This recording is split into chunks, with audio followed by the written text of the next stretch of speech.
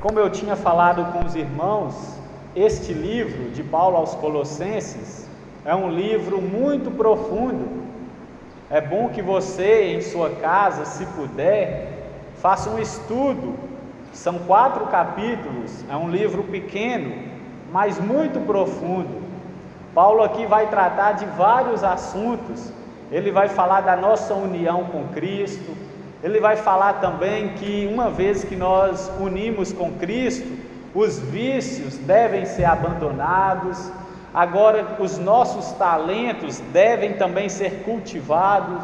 Os talentos, as virtudes daqueles que foram unidos com Cristo. Paulo também vai aqui rebater vários falsos profetas. Paulo vai aqui falar daqueles que voltaram ao judaísmo, negaram a graça de Deus. Então, Colossenses é muito profundo, é onde nós precisamos estudar bastante. Para mim é um dos livros, Romanos e Colossenses, é um dos livros mais profundos que tem na Bíblia Sagrada, porque Paulo vai muito profundo, e o mais importante, Paulo vai revelar sobre Cristo, como em outras cartas ele não revela. Ele vai falar aqui sobre a superioridade de Cristo, ele vai falar da supremacia de Cristo, muitas coisas. Ele vai falar que em Cristo habita toda a divindade, toda a plenitude de Cristo. E depois que ele combate falsos profetas, ele quer agora animar, encorajar os verdadeiros cristãos que estavam em Colossos, porque falsos profetas permeavam as igrejas e com falsas heresias, e falava que não precisava daquilo tudo, que tinha que abandonar várias práticas. Mas Paulo vem e manda esta carta com a intenção de mostrar para eles que eles estavam trilhando um caminho certo, que não era para eles ouvir, dar crédito a esses falsos profetas. E Paulo agora vai tratar aqui no capítulo 3 da união com Cristo e os resultados desta união. Aqui, meus irmãos, nós vamos ver o que é que a palavra de Deus requer de nós. Os verdadeiros crentes precisam fazer uma avaliação da sua vida e ver o que é que está fazendo, o que está agradando a Deus ou não está agradando a Deus. Então ele começa a dizer no versículo 5: fazei, pois, morrer a vossa natureza terrena. Uma vez que Paulo fala isso, eu posso partir do pressuposto que tinha alguém que ainda estava viciado em algo, ou não estavam inteiramente sendo libertos. Gente que era cristãos verdadeiros ainda pecam, ainda caem em pecado. E ele fala que fazei, pois, morrer a vossa natureza terrena. Paulo aqui está falando da mortificação do pecado. Nós precisamos, meus irmãos, mortificar os nossos pecados. Quando ele fala isso, fazei, é um mandamento. Nós precisamos esforçar para nós vencer os combates, embates, as lutas carnais sobre as nossas vidas. Então nós convertemos a Cristo, mas a nossa carne não foi redimida. Ela está ainda, o velho homem ainda está em nós, querendo prevalecer. Então diz respeito ao esforço consciente para destruir o pecado remanescente em nossa carne. Ou seja, o que herdamos de Adão ainda está remanescendo em nossa carne, em nossa vida, no nosso corpo. Por isso que nós lemos lá em Romanos capítulo 6, na introdução, onde Paulo fala: não reine, portanto, o pecado em vosso corpo mortal, e o pecado não terá domínio sobre vós. Ou seja, nós precisamos esforçar para vencer esses pecados. Agora eu quero que os irmãos me entendam: a salvação não depende do meu esforço, mas a santificação, por ser um processo, cada dia que eu me esforço, eu estudo a Bíblia, eu oro, eu jejuo, eu tenho comunhão com os irmãos, e isto aumenta o meu processo, o meu nível de santidade. mas para isso requer um esforço, requer uma labuta diária. Então nós precisamos mortificar os desejos carnais. Nós vivemos em uma sociedade, meus irmãos, na nossa cidade mesmo, pessoas mal vestidas, pessoas falando asneiras, falando coisas que não convêm, nós ouvimos ao nosso redor. Então o pecado, ele está em todo lugar, basta apenas você ligar a televisão, sair de casa, ir ao mercado, onde quer que você vá, há um pecado ali. Então todo lugar tem o pecado, e Paulo fala, fazei pois morrer. Ou seja, o verdadeiro crente, ele tem que esforçar para se santificar. A santificação é um processo, mas eu preciso buscar o Senhor cada dia mais, ser cheio do Espírito Santo para vencer o pecado. Então Paulo diz respeito ao esforço consciente para destruir o pecado. E como nós destruímos esse pecado? Através da mortificação dos desejos carnais. É o que Paulo diz lá em Romanos 8, versículo 13.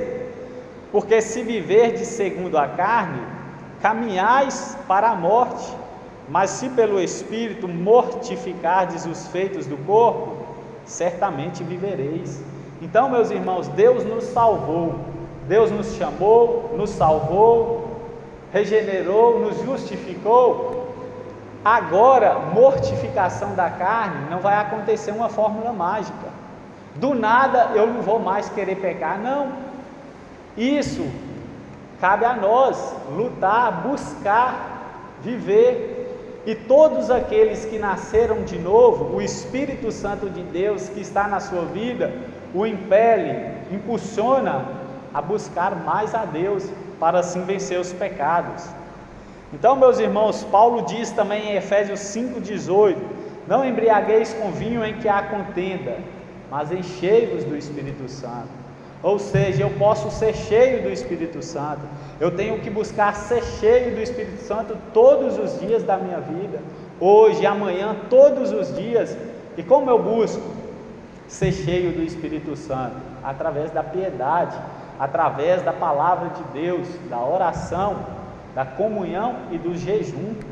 Pouco se fala na igreja presbiteriana sobre jejum, mas o jejum, meus irmãos, é uma prática que está ativa no Novo Testamento.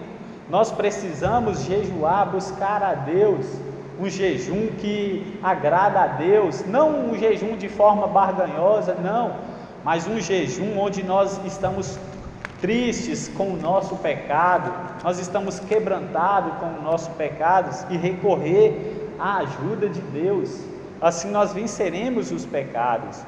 E agora Paulo também vai dar nome aos pecados que nós precisamos vencer. Olha só no versículo 5 mais uma vez: fazei pois morrer a vossa natureza terrena. Agora ele vai falar qual os pecados que nós precisamos fazer morrer. Aí ele lista: prostituição, impureza, paixão lasciva, desejo maligno e a avareza, que é a idolatria. E na parte A do versículo 6 ele diz: por estas coisas é que vem a ira de Deus sobre os filhos da desobediência. Ou seja, uma das razões que Deus está irado contra os filhos da desobediência, contra os filhos do maligno, é por praticarem essas coisas que o apóstolo Paulo cita: prostituição, paixão lasciva e tantas outras coisas. O que é prostituição? Infelizmente, muitos cristãos estão atolados nesse pecado de prostituição. Por mais que os filhos da desobediência andam nelas, já é um caminho deles, mas muitos cristãos têm escorregado e estão fracos para sair dessa. O que é prostituição? Essa palavra também pode ser traduzida por imoralidade. É a imoralidade que se refere a qualquer tipo de pecado sexual. Ou seja, a imoralidade está ligada a tudo que é ilícito no que diz respeito à sexualidade. Pessoas que não foram casadas, que estão praticando. maridos que estão traindo a sua mulher, mulher que estão traindo o seu marido, homem com homem, mulher com mulher, homem com criança, homem com animal, se tornando anomalia. Isso é pecado, isso é prostituição. E Gálatas 5, onde Paulo dá ênfase muito, o apóstolo Paulo sempre falou sobre os desejos, as obras da carne. Gálatas 5, Paulo também vai dizer as obras da carne, e dentro dessas obras da carne, a prostituição também está no meio. Ele fala que a prostituição é uma característica dos ímpios, dos filhos da desobediência. Então, meus irmãos, nós precisamos entender e verificar a nossa vida, que existem vários tipos de prostituição. Então Gálatas 5:19 vai falar das obras da carne. 1 Tessalonicenses 4:3, Paulo vai falar qual é a vontade de Deus para a nossa vida. Ele fala assim, que a vontade de Deus para a nossa vida é a santificação, que nós nos abstém da prostituição. Ou seja, Paulo vai dizer que Deus não nos chamou, a igreja, os crentes, para a imundícia, mas para a santificação. Ou seja, os ímpios fazem, a sua natureza pecaminosa os induzem a fazer, mas os crentes receberam uma nova natureza, que é contrária à natureza adâmica do velho homem. Então, prostituição, fazer morrer isso, que os seus olhos têm olhado, fazei morrer, tire os seus olhos, o que você vê, logo a sua mente processa, não liga, não assiste, não veja. Aí ele vai continuar citando, prostituição, impureza, que está ligado à mesma coisa também, só que de modo diferente. Impureza pode ser traduzido por impudicícia. Paulo usa lá também em Gálatas 5, sobre as obras da carne. Esse tema vai além dos atos sexuais pecaminosos, abrangindo também os pensamentos e as intenções corruptas do coração. Aqui é a impureza. Ou seja, prostituição é como se fosse o ato, e a impureza é como se fosse a orquestração do ato. Então, impureza vai além, está ligada aos pensamentos, está ligada às intenções corruptas do coração. Tudo, antes de consumar o pecado, nasce do coração. O desejo nasce do coração. A Bíblia diz que o coração é a sede das emoções. E outra coisa, meus irmãos, Paulo fala que Mateus registra no capítulo 5, no versículo 28 de Mateus, que aquele que olhar para uma mulher com más intenção já adulterou com ela. Ou seja, a prostituição com a impureza, por ser uma obra da carne, está ligada até no ato de olhar, ainda que não consumou, ainda que não praticou, ainda que não deitou com uma mulher que é casada, ainda que olhou para um homem que não é seu, ainda que olhou para uma mulher que não é sua, ainda que está entreligado com uma relação ilícita, é pecado. Ainda que só tenha a intenção, ainda que imagina fantasias, tantas coisas na mente, é pecado. E Paulo dá nome, é impureza. E ao contrário de impureza é o que? Pureza. Nós precisamos ser puro, bloquear os pensamentos, que não é fácil. Mas para isso nós precisamos rever o que eu estou falando, com quem eu estou me relacionando, o que eu estou ouvindo, o que eu estou assistindo. E ele vai continuar dizendo: paixão lasciva e desejo maligno. Isso tudo ainda é no versículo 5. Paixão lasciva, desejo maligno e a avareza, que é idolatria. Paixão lasciva, desejo maligno são termos semelhantes, referentes ao desejo sexual. Paixão é o lado físico desse vício. Paixão lasciva é um vício. E paixão é o lado físico desse vício, enquanto o desejo maligno é o lado mental.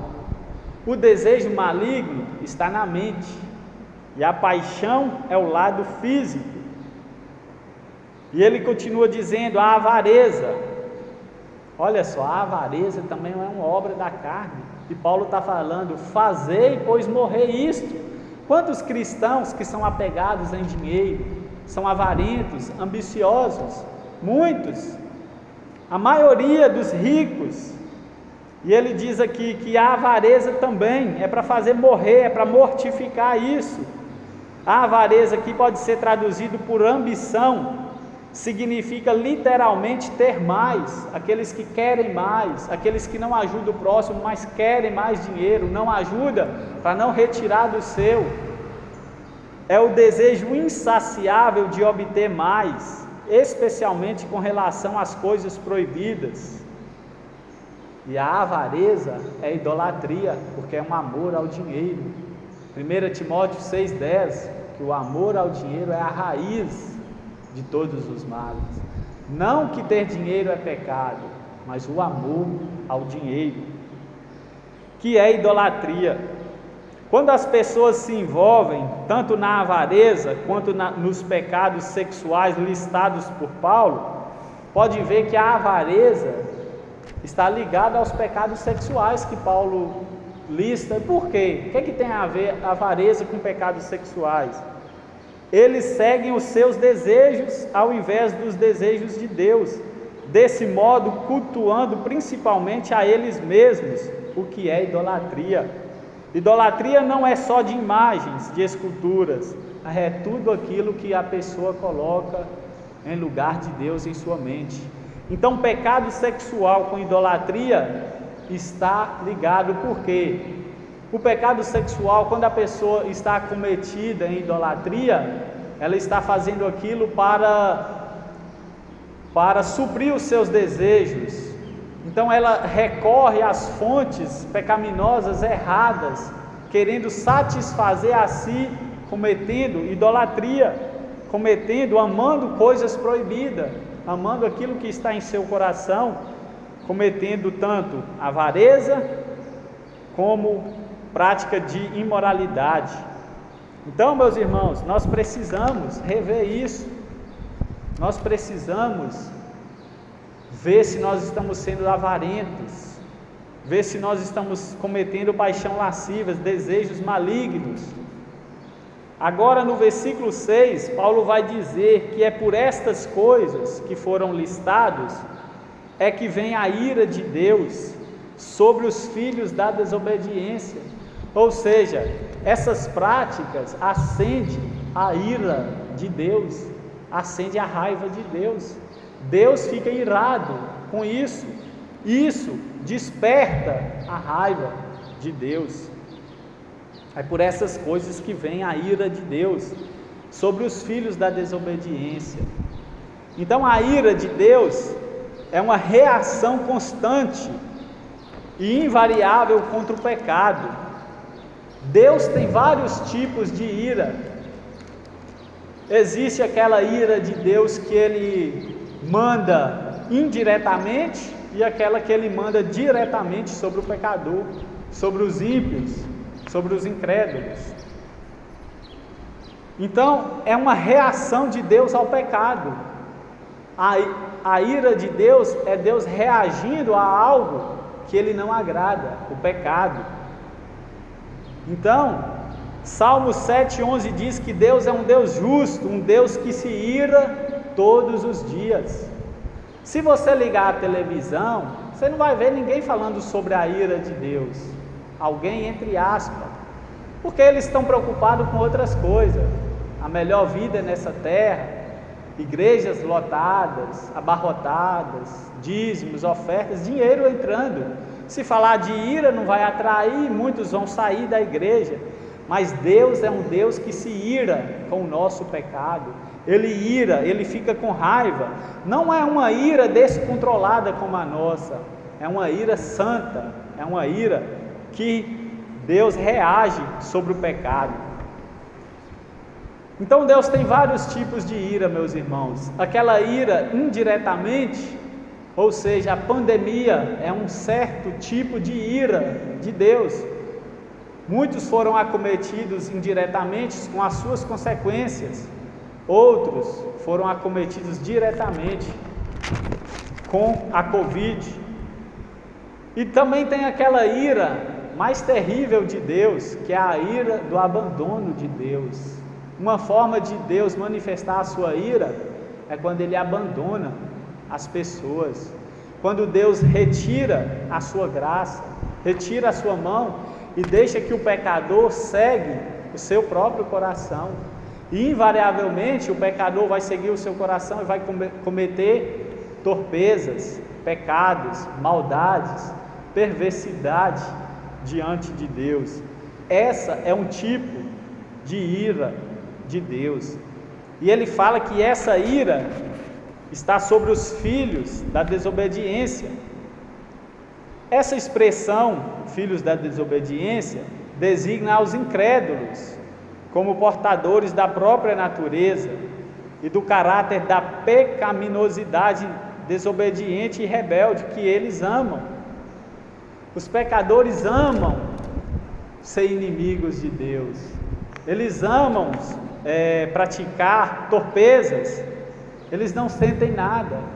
Muitos estão vedados, estão com um tampão nos ouvidos, surdos espiritualmente, seguindo os desejos do seu coração.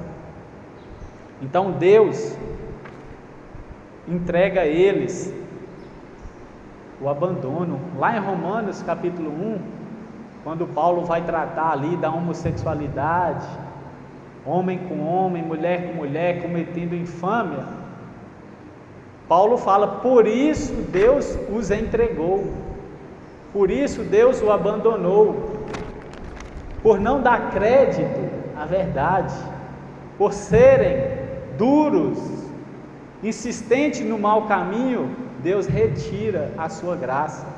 E ai de nós, ai do pecador que Deus retirar a sua graça. O homem vai andar sem rumo, sem direção, sem a graça, vai perder o norte e vai caminhar a passos largos para o inferno. Versículo 7: ora, nessas mesmas coisas andastes vós também, noutro tempo, quando vivis nelas. Agora Paulo vai falar sobre aqueles que estão unidos com Cristo. Unidos com Cristo significa salvos em Cristo. Uma vez que eu estou em Cristo, nenhuma condenação há mais para mim. E ele fala: nessas coisas vocês andavam antes. Antes quando? Quando eu não conhecia, quando eu era ímpio, quando eu não tinha aceitado o Senhor como meu Salvador. Antes de Deus me converter, eu andava. É o que está em Efésios 2, versículo 1 ao 5, que nele Ele nos deu vida, estando nós mortos nos nossos pecados e delitos. Nós, meus irmãos, nós éramos inimigos de Deus por natureza. Nós não obedecia, nós não amava a Deus, nem a sua palavra, nem tudo concernente a Deus nós detestava. Mas Paulo fala que nessas coisas nós andava antes, noutro tempo, no tempo que nós não conhecia. 1 Coríntios capítulo 6, versículo 11, Paulo mais uma vez diz assim: tais fostes alguns de vós, mas vós vos lavastes, mas fostes santificados, mas fostes justificados em o nome do Senhor Jesus Cristo e no Espírito de nosso Deus. Olha só, antes do apóstolo Paulo falar isso, que nós andávamos nisso, ele vai falar: não erreis, nem os devassos, nem os idólatras, nem os mentirosos, roubadores, ladrão, sodomitas, não herdarão o reino de Deus. Quando ele termina de falar isso, ele fala: tais fostes alguns de vós. Ou seja, naquele contexto, Paulo estava dirigindo a palavra para alguém que praticava algum daqueles pecados. E ele vai falar: tais fostes alguns de vós, mas vos lavastes, fostes santificados, separados do pecado, em o nome do Senhor Jesus Cristo. É assim que acontece com nós, meus irmãos. A igreja de Deus, ela é cheia de ex-traficante, ex-homossexual. Tem muitas pessoas: não existe ex-homossexual. Existe. Deus transforma, Deus muda de vida, Deus limpa, purifica qualquer pecador. E ele fala: vocês andavam nisso. Aí o versículo 8, ele diz assim: agora porém, despojai-vos igualmente de tudo isto. Agora Paulo vai listar outros tipos de pecados também. Agora quando, Paulo? Agora que vocês estão unidos com Cristo, agora que vocês foram salvos, chamados, regenerados por Ele, despojai-vos igualmente de tudo isto. Isto o que, Paulo? Ira, indignação, maldade, maledicência, linguagem obscena do vosso falar. Agora ele vai falar: despojai-vos disso. Meus irmãos, há muitos crentes que precisam despojar disso. São salvos em Cristo, são regenerados, mas precisa despojar da maldade, da ira, da raiva. Despojar significa tirar as roupas. Era uma palavra usada para tirar as roupas sujas. Quando nós estamos com a roupa muito suja, o que é que nós queremos fazer? Tirar ela para lavar, para limpar a roupa. Ninguém fica bem com a roupa suja. Então, despojar significa isso. É usado para tirar as roupas sujas. Como a pessoa tira as roupas sujas no fim do dia, os cristãos devem desfazer-se dos trajes imundos de sua vida velha e pecaminosa. A ira ativa, uma pessoa que anda descontrolada, explosiva, não é uma característica dos súditos do reino de Deus. Por isso que Paulo fala: agora que vocês estão unidos com Cristo, tenha domínio próprio. Deus deu vocês a capacidade de exercer domínio sobre os seus desejos. Despojai-vos, deixai-vos, abandonai-vos as roupas imundas. Aí ele vai citar: despojar de quê, Paulo? Da ira. Agora, a ira aqui, nesse sentido, nesse contexto, Paulo está falando de uma ira amargurada. É uma amargura profunda e reprimida, a atitude presente no coração de uma pessoa irada. Tenta consertar a amargura.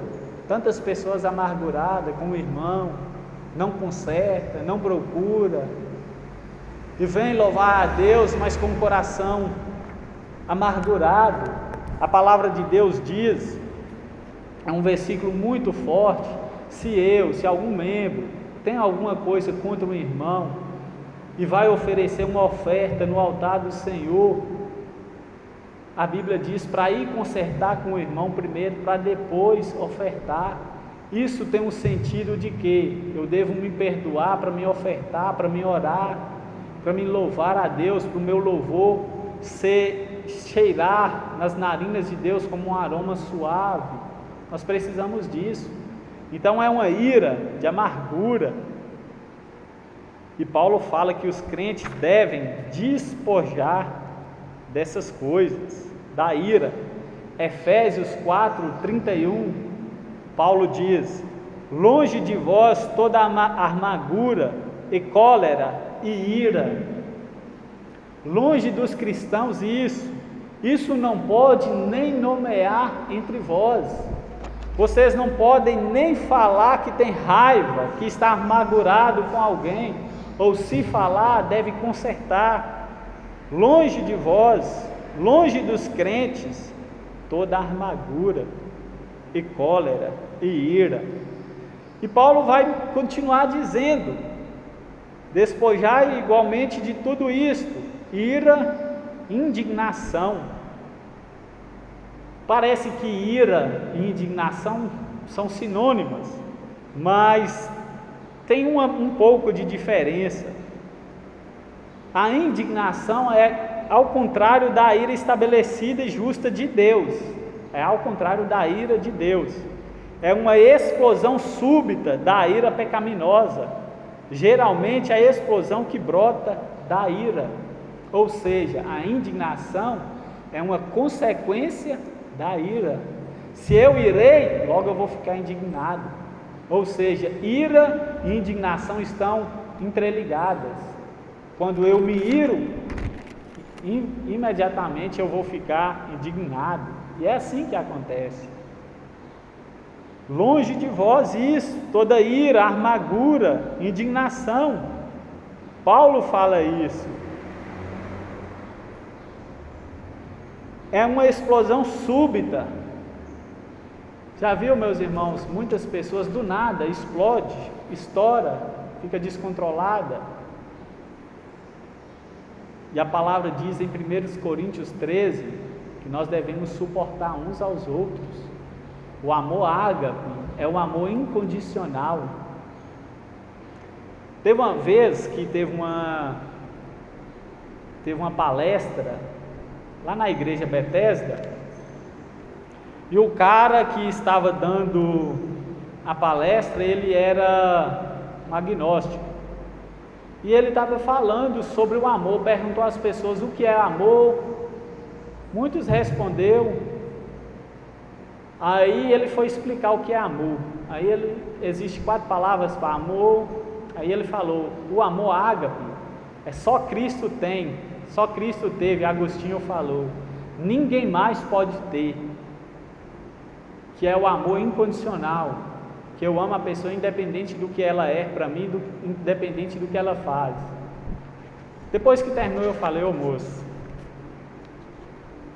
você falou que só Cristo teve, ninguém mais, mas a Bíblia diz que todos aqueles que Cristo salvou, Deus derramou sobre eles esse amor, dando a capacidade agora de exercer também esse amor incondicional, independente, está na Bíblia. Por mais que ele era agnóstico, não cria, mas ele precisava saber que Deus derramou nos seus filhos esse amor ágape, incondicional. Eu amo o irmão incondicionalmente. Pode falar, meu irmão. O verdadeiro cristão, né? Isso. Isso mesmo.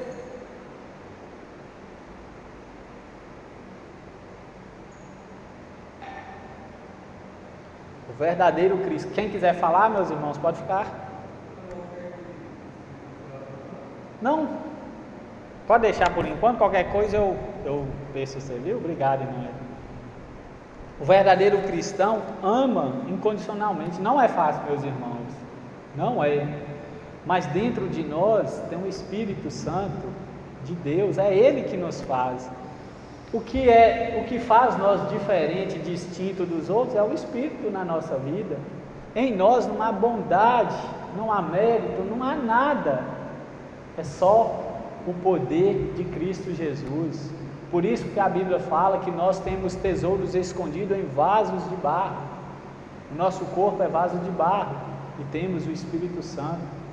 Muitos entendem que era o Evangelho que ficava escondido em vasos de barro, mas podemos também falar que o Espírito Santo o nosso tesouro está habitando em vasos de barro, que é nós. Então, meus irmãos, indignação, e ele vai continuar dizendo, maldade. Pode notar que Paulo, lá com os cristãos de Gálatas, e agora aqui em Colossos, e os cristãos de Éfeso, ele trata dos mesmos assuntos. A indignação, a maldade, tudo ele falou lá também. Ou seja, é uma mensagem, é um estudo que sempre deve permear a cristandade em todo e qualquer lugar, né? Porque não existe cristão perfeito. Aí ele fala maldade. também devemos despojar disso. A maldade é o mal moral. Aqui provavelmente diz respeito ao dano causado pela maledicência. E logo após ele vai falar também sobre a maledicência. Maldade e maledicência. O que é maledicência? Maledicência, a palavra no original significa calúnia ou blasfêmia. Ou seja, a maldade diz respeito ao dano causado da maledicência. Ou seja, se eu acuso, é porque meu coração está maldoso. Então, maledicência ou calúnia, no original, blasfêmia. Se fosse nesse contexto, se Paulo estivesse falando de blasfêmia, a blasfêmia é usada para traduzir quando nós fala sobre Deus. Quando uma pessoa acusa a Deus, ele está blasfemando de Deus. Mas nesse contexto, a tradução normal da palavra que aparece aqui é maledicência ou calúnia. No entanto, caluniar pessoas é blasfemar contra Deus. Olha só que forte. Ô irmão, abre para mim, fazendo um favor, em Tiago 3, versículo 9. Eu vou pedir Diane, Mateus 5:22, fazendo um favor. Mateus 5:22. Olha só, o apóstolo Paulo diz que quando nós acusamos alguém, nós estamos também acusando a Deus. No entanto, caluniar pessoas é blasfemar contra Deus. Lê Tiago 3, versículo 9 e 10, fazendo um favor, irmão Eric.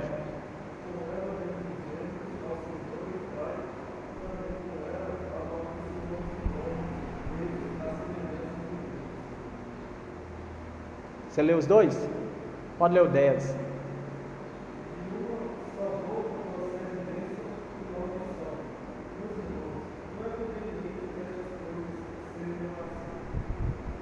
Isso, amém.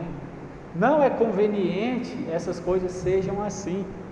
Agora lê Mateus 5:22, fazendo um favor.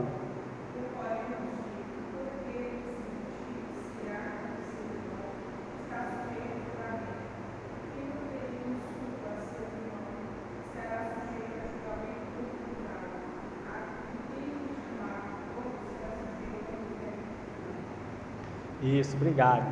Então, meus irmãos, olha só a importância de nós entendermos sobre caluniar. Naquele contexto ali de Mateus, de Jesus, ali em Mateus 5, Jesus falando do Sermão do Monte, ele fala que aquele que fala mal do seu irmão era sujeito ao réu, era sujeito ao julgamento. E o que significa calúnia? Olha só, várias palavras para calúnia. Caluniar é difamar, infamar, maldizer, desonrar, desprestigiar, atingir alguém em sua reputação, em sua honra, por acusações falsas. Olha só o perigo. Isso é caluniar. Se eu acuso o meu irmão sem saber, Deus não agrada, eu estou atingindo Deus. Então nós precisamos nos despojar de tudo isso. Eu vou correr aqui um pouquinho, já está dando 10 horas. Versículo 9 e 10. Não mintais uns aos outros, uma vez que vos despistes do velho homem com os seus feitos, e vos revestis do novo homem, que se refaz para o pleno conhecimento segundo a imagem daquele que o criou. Agora ele vai falar aqui que nós precisamos despir, uma vez que os crentes despiu do velho homem e revestiu do novo. Essas palavras são a base para o mandamento do versículo 8, que agora nós temos que despojar, porque o velho homem morreu em Cristo e o novo homem vive em Cristo, pois essa é a realidade da nossa criação e regeneração. 2 Coríntios 5,17. aquele que está em Cristo, nova criatura é. As coisas velhas passaram e tudo se fez novo, se fizeram novas. Os cristãos devem despir-se dos feitos pecaminosos, remanescentes, e serem renovados continuamente à semelhança de Cristo, para a qual são chamados. Meus irmãos, você foi chamado para ser um novo homem, você foi chamado para andar em novidade de vida, você foi chamado para amar, para fazer o bem, para pregar o Evangelho, você foi chamado para ser santo, para servir e para ser eterno. É isso que a igreja foi chamada. E ele fala do velho homem, despir do velho homem, ou seja, é o eu, o egoísta, é o eu, o velho, que não foi regenerado, que teve origem em Adão, a natureza pecaminosa.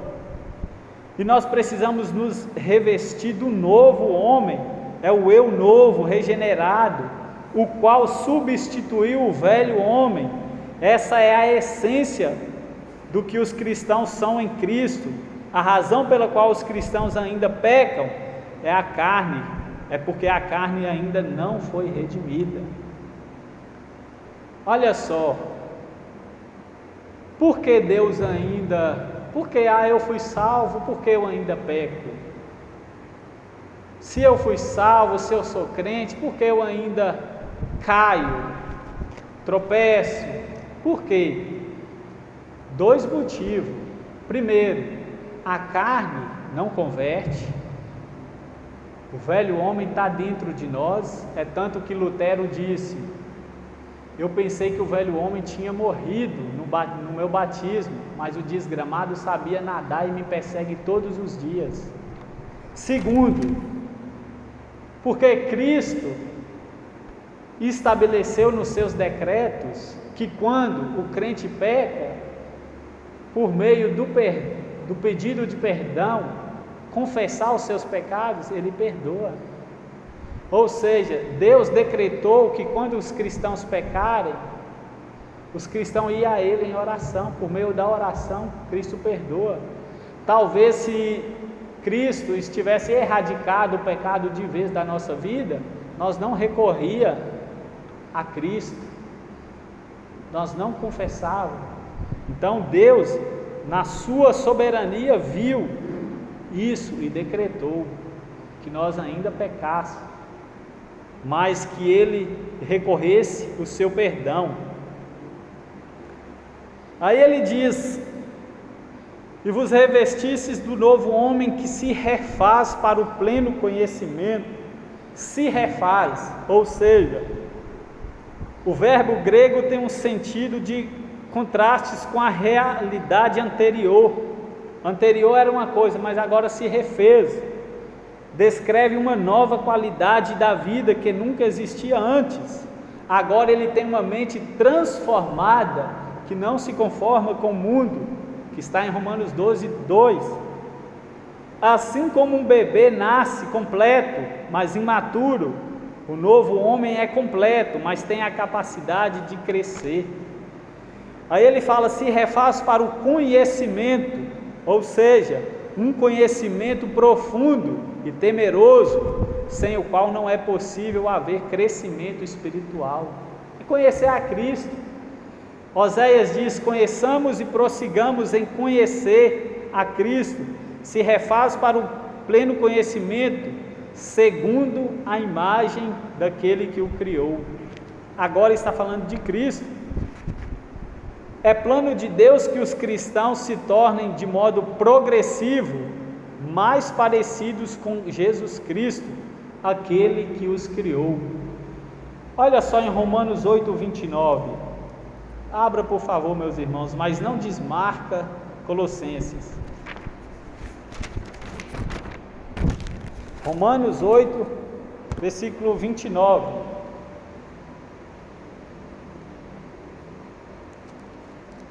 Paulo era profundo, meus irmãos, e ele vai falar que os cristãos precisam crescer, conhecimento, na imagem daquele que os criou. Romanos 8, 29, o mesmo apóstolo Paulo diz assim: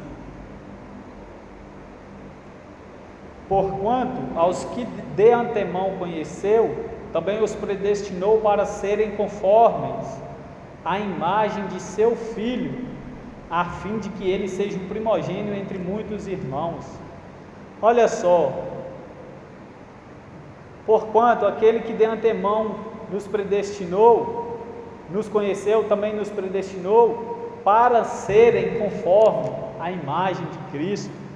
Ou seja, Jesus nos chamou, nos predestinou para serem conforme à imagem de Cristo.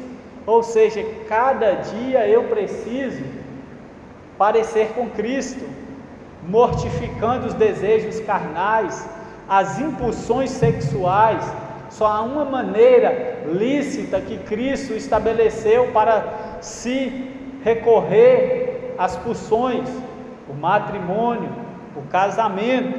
Ah, mas é difícil, eu sou solteiro, é difícil, mas é difícil mesmo.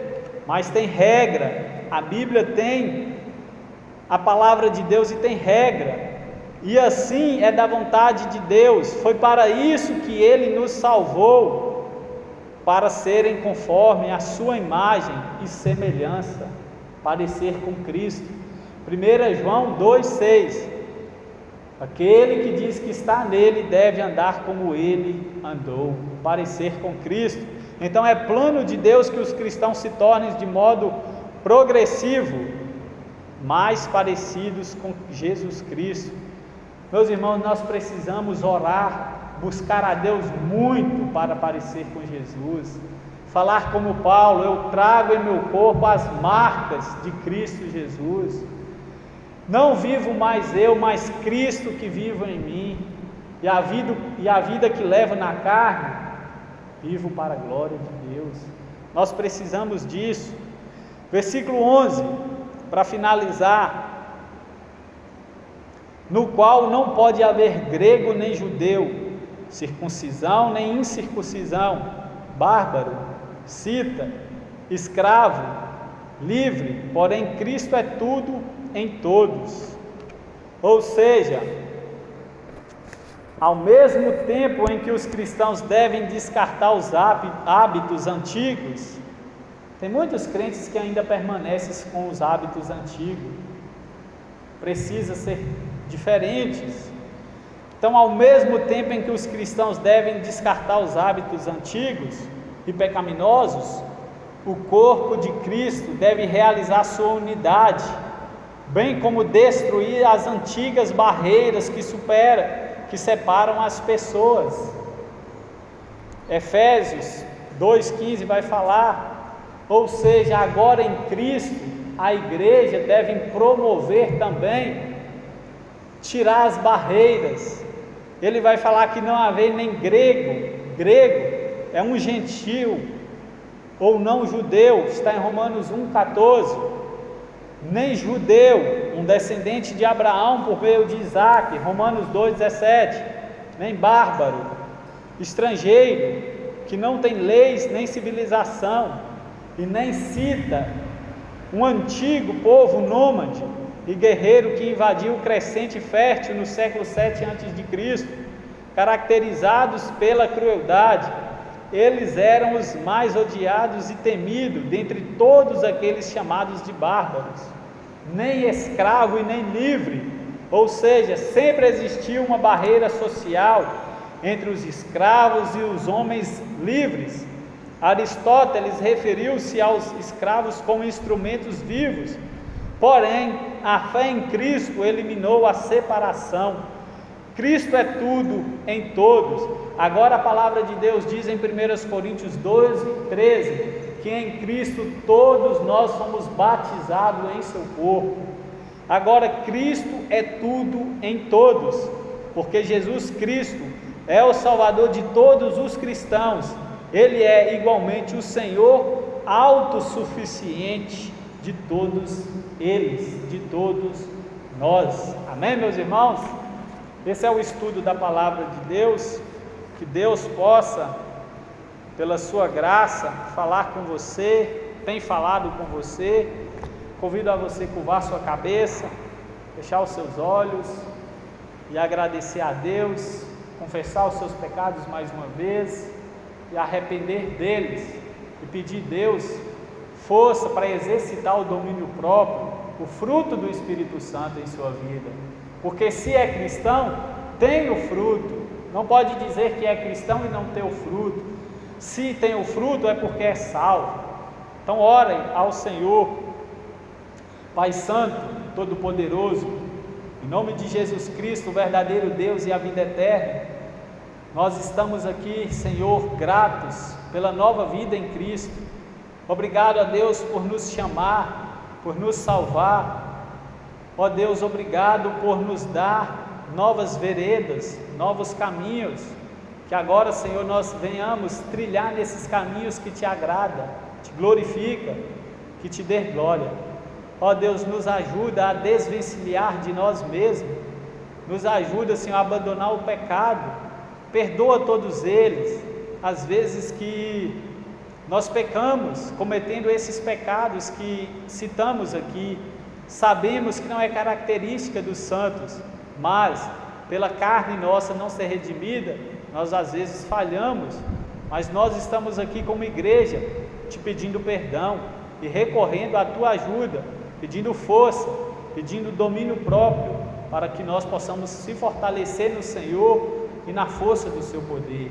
Abençoa os irmãos que estão aqui, abençoa cada um, dê força cada um na sua área, seu ponto fraco, aquele que é estressado, que o Senhor possa trabalhar nessa área, Senhor. Aquele que tem as suas impulsões, os seus desejos, que o Senhor possa dar força nessa área, que eles possam buscar matar, possa buscar fazer morrer a velha natureza, mortificar o pecado em seus corpos. Ó Pai, agradecemos por esse estudo, pedimos que o Senhor também abençoe o pastor Alexandre com a sua família, onde quer que eles estejam, que o Senhor abençoe na sua viagem, que leve em paz, e que tenham uns bons momentos lá onde eles vão passar as suas férias, e que retornem em paz também, ó Pai, em segurança, guardados em Teu nome. É o nosso pedido, em nome de Jesus, amém.